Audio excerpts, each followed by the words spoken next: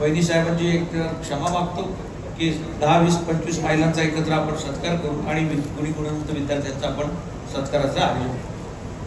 बंधू भगिनींनो, तुम्हाला सर्वांना माहिती आहे की 2 ऑक्टोबरला दादा याच ठिकाणी येऊन गेले, याच ठिकाणी जोरदार भाषण ठोकलं होतं आणि 2 महिन्यानंतर अडचणीला सामोरे सर्वांना जावं.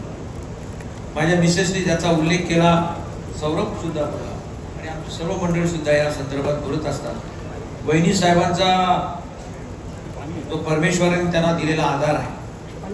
तो आधार तुमच्या आमच्या दृष्टीने अत्यंत महत्वाचा आहे. 3 दिवसामध्ये वहिनी साहेबांना शपथ घ्यावी लागली आणि शपथ घेत असताना आपल्यासारख्या कार्यकर्त्यांना एवढ्या वेदना झाल्या तर वहिनी साहेबांना किती वेदना झाली याची जाणीव तुम्हाला आम्हाला सर्वांना आहे. मी जवळजवळ 30-32 दिवस त्या बारामतीमध्ये होतो.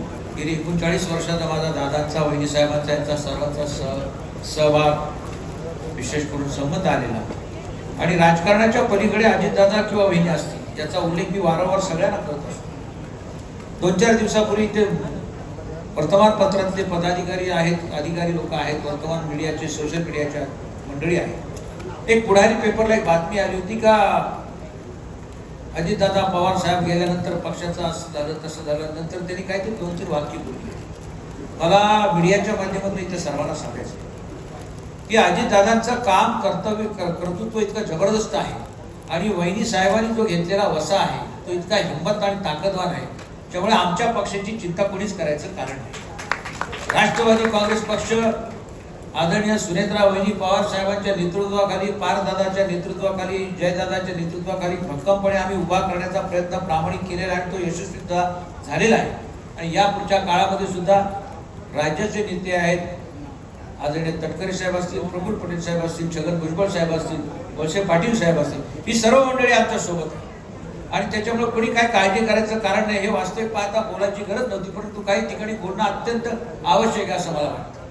आणि म्हणून दादांनी केलेली कामाची पावती या पुढच्या काळामध्ये प्रत्येक तालुक्यामध्ये, गावामध्ये, भागामध्ये तुम्हाला पाहायला मिळेल. छोटे छोटे कार्यकर्ते ज्यांनी खऱ्या अर्थानं उंची गाठण्याचं काम केलेलं आहे. दादांच्या बाबतीत मी एकच सांगेन की दादा बोले तैसा चाले त्याची वंदावी पावली, अशा पद्धतीचं दादांचं काम होतं. आणि तुम्ही मंडळी सर्वजण जनता दरबार असो की काही गोष्टी असो, पक्ष कार्यालयामध्ये जात असताना दादांना काय कोणाला परमिशन घ्यायची गरज लागायची नाही, प्रत्येक जण भेटायचा.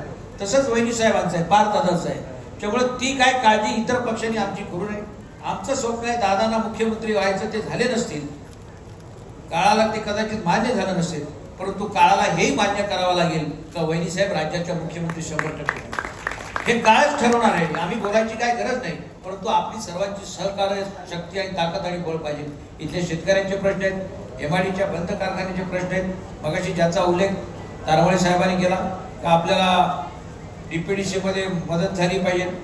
वहिनी साहेब त्या बाबतीत नक्कीच विचार करतील. राज्याचे मुख्यमंत्री आमच्या जिल्ह्यातले होऊन गेले, आता ते उपमुख्यमंत्री आहेत, राज्याचे वरिष्ठ नेते आहेत, भारतीय जनता पक्षाचे प्रदेशाध्यक्ष ते आमच्या जिल्ह्यातले आहेत. आणि अशा परिस्थितीमध्ये आमचा पक्ष वाढवायचा आम्ही प्रयत्न करतो. त्यांनी त्यांचा पक्ष वाढवावा, आम्ही आमचा पक्ष वाढवायचा प्रयत्न करतो. येणाऱ्या जिल्हा परिषद, नगरपालिका, नगरपंचायतच्या निवडणुकीमध्ये आपण सर्वजण गुण्यागोविंदानं महायुतीच्या सोबत राहण्याचा आमचा प्रयत्न नक्कीच आहे. परंतु याही पुढे आम्हाला सांगायचे, महायुतीला जर आम्हाला बरोबर घ्यायचं असेल तर महायुतीने सुद्धा विश्वासानं आमच्याबरोबर राहिलं पाहिजे. वहिनी साहेब या ठिकाणी मुद्दाम आपल्याला सांगतो, ठाण्याच्या लोकसभा, कल्याणच्या लोकसभा मतदारसंघामध्ये आपण निष्ठापूर्वक भारतीय जनता पक्ष शिवसेनेचं काम केलं. त्याला लोकांना आम्ही निवडून आणलं आणि निवडून आणल्यानंतर बँकेच्या निवडणुकीला ज्यावेळी विषय आला त्यावेळी बँकेच्या निवडणुकीला आम्हाला त्यांनी बाजूला सारलं. परंतु यापुढे आम्ही ते चालून घेणार नाही. यापुढे आम्हाला जिल्हा परिषदच्या निवडणुकीला त्यांच्या सत्तेमध्ये सहभाग तर ठेवावाच लागणार आहे आणि ती काळाची गरज लागली. कोणी काही समजायचं कारण नाही, परमनंट टिळा लावून आलाय म्हणून.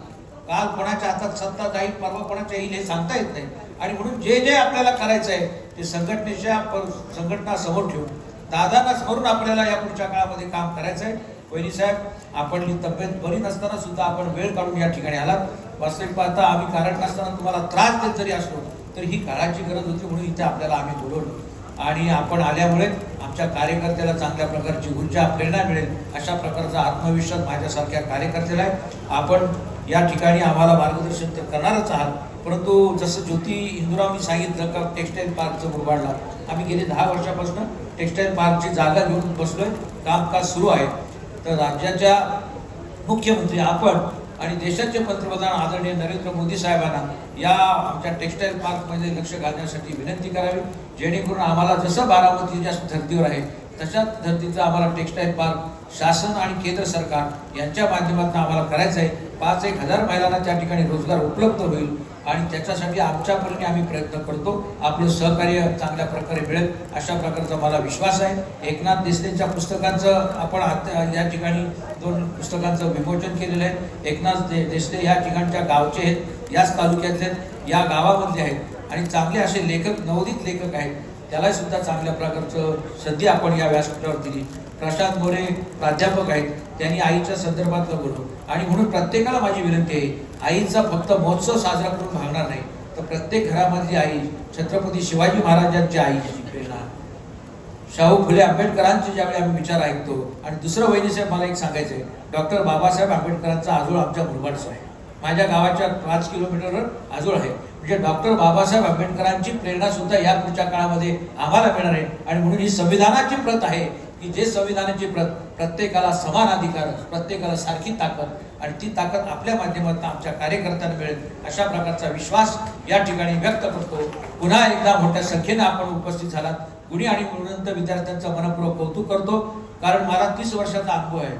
बक्षीस घेतलं का पालक पण थांबत नाही आणि बक्षीस घेणारा पण थांबत नाही. म्हणून यावर्षी प्रशांत हेगडेला सांगितलं का सगळ्या नेत्यांची भाषणं झाल्यानंतर आपण बक्षीस वाटपाचा कार्यक्रम ठरवू. काही कोणाला वावगं वाटायचं कारण नाही. नाश्ता पाण्याची व्यवस्था आमच्या मंडळाने केलेली आहे. पुन्हा एकदा प्रतीक हिंदुराव आणि त्यांच्या सर्व सहकार्यांनी कमी वेळामध्ये चांगला आखीव रेखीव कार्यक्रम केला, त्याबद्दल त्यांनाही धन्यवाद देतो. आणि सत्तेच्या राजकारणामध्ये आपल्याला कोणी फेकणार नाही. सत्तेच्या मध्ये आपल्याला ग्राउंडमध्येच राहून आपल्याला भांडायचं आहे. आम्हाला काय भाजप काय विरोधात नाही किंवा शिवसेना विरोध नाही, परंतु त्यांनाही आम्हाला दाखवायचे का आम्ही खेळाडू आहोत. म्हणून खेळाडू सारखं सुद्धा आपण या पुढच्या काळामध्ये वागलं पाहिजे. आणि विशेष करून स्पोर्ट्स खातं वहिनी साहेबांना या ठिकाणी आम्हाला स्टेडियम बांधायचे, त्याच्यासाठी आपला प्रस्ताव जायचे. मारळकांबा वरप आहे तिथे एक स्टेडियम करायचे आणि त्याच्या संदर्भात वहिनी एक आम्हाला बैठक आपण द्यावी अशा प्रकारची विनंती करतो. पुन्हा एकदा सर्वांना धन्यवाद देतो. पत्रकार बंधूंना मी कळकळीची नम्रतेची विनंती करतो की जे आम्ही बोललो तेच तुम्ही छापा. माझे पत्रकार माझे मित्राचे जीवाभावाचे जे बोलले तेच तुम्ही छापा आणि आम्ही जे बोलतो तेच करून दाखवतो. अजितदादांचं वाक्य मगाशीच मी तुम्हाला सांगितलं. त्यामुळे वहिनी ज्या बोलतील त्या करून दाखवतील. आणि क्रीडा क्षेत्रामध्ये नैपुण्य ज्यांना मिळाले त्यांनाही धन्यवाद देतो. आणि आमच्या जिल्ह्यामध्ये 2 क्रीडा संकुलं व्हावीत. एक तर मारळकांबा वरपमध्ये सरकारची जागा आहे आणि कल्याण मुरबाडमध्ये सुद्धा सरकारची जागा उपलब्ध आहे. वहिनी साहेब, क्रीडा खात्याची जागा आपल्याकडे आहे, तिथं स्टेडियमला आम्हाला मान्यता द्यावी, जेणेकरून मैदानी खेळाचे चांगले तरुण खेळाडू या ठिकाणी होतील. आणि दुसरं एक महत्त्वाचं मुद्दा, या ठिकाणी दादांच्या नावानं आम्ही अजितदादा या ठिकाणी मगाशी ज्याचा उल्लेख केला, भरतीपूर्व प्रशिक्षण आम्ही तो सुरू करणार आहोत. आणि मार्शल आर्ट ज्याला म्हणतो, स्वतःचं संरक्षण करण्यासाठी मार्शल आर्ट अकॅडमी आम्ही सुरू करणार आहोत. यावर्षी त्याची जागा आम्ही सुनिश्चित केलेली आहे. दादांच्याच हस्ते या कार्यालयाचं उद्घाटन झालं होतं. म्हणून आमच्या कार्यालयामध्ये येणाऱ्या माणसाला न्याय देण्याची भूमिका आमच्या माध्यमातून करण्याचा आम्ही प्रयत्न करू अशा प्रकारचा विश्वास राष्ट्रवादी काँग्रेसचा कार्यकर्ता या नात्याने आपल्या सर्वांना देतो. मोठ्या संख्येने आपण उपस्थित राहिला त्याबद्दल पुन्हा एकदा धन्यवाद देऊन माझे 2 शब्द संपवतो. जय हिंद, जय महाराष्ट्र, जय राष्ट्र.